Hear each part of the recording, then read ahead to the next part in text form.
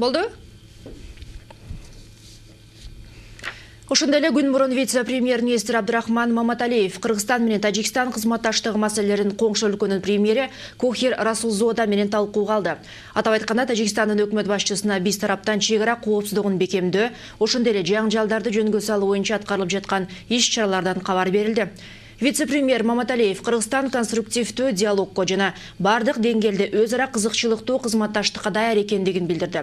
Өз кезегинде Кохир Расулзода Тажикстан өкмөтү тарабынан дагы мындай кырдаалдарга жол бербөө боюнча иштер аткарылып жатканын белгиледи. Жолугушуунун жүрүшүндө тараптар энергетика жана транспорт жаатындагы кызматташтык суроолорунда ортого салышты. Атап айтканда сөз Касса Миң долбоорун ишке ашыруу жана темир жол куруу боюнча жүрдү.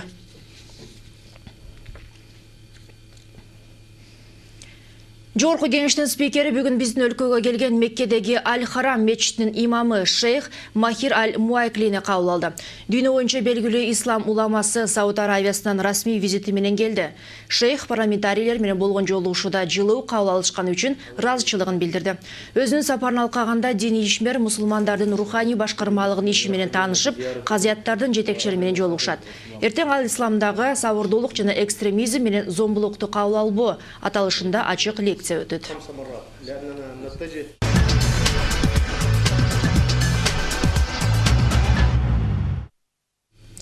Кыргызстан калкынын саны 5 миллион 800 миңге жетти. Мындай маалыматтар Улуттук статистикалык комитеттин ушул жылдын 1 апрелге карата жарыяланган санагынын жыйынтыгында билдирилет.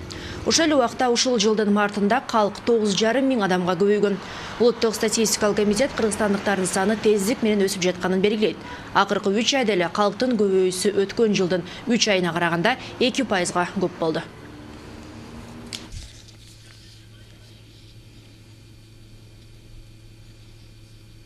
Жоқ.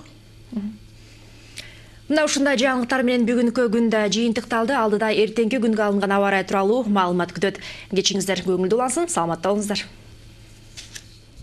Роксит орну басып кана койбостон муундарды артроздон жана остеохондроздон дарылайт.